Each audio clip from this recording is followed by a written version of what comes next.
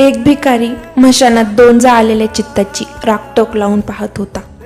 त्या शांततेत एक कठोर सत्य दडलेलं होतं.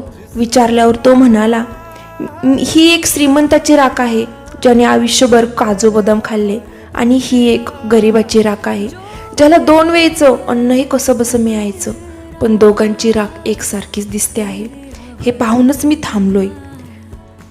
आयुष्यभराचा भेद, श्रीमंतीचा गर्व, मोठेपणाचा मिसाज इथे येऊन संपते.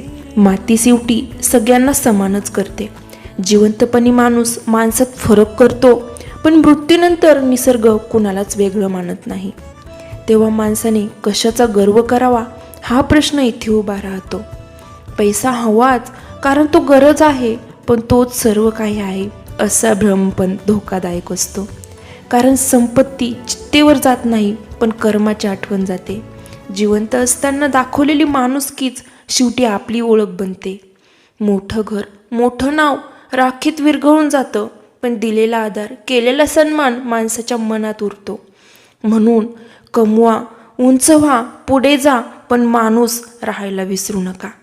कारण शेवटी सगळे एकाच राखेत मिसळणार आहेत, आणि तेव्हा गर्व नाही तर माणुसकीच आपली साक्ष देणार आहे. आवडलं तर लाईक, शेअर, सबस्क्राईब नक्की करा. श्री स्वामी समर्थ.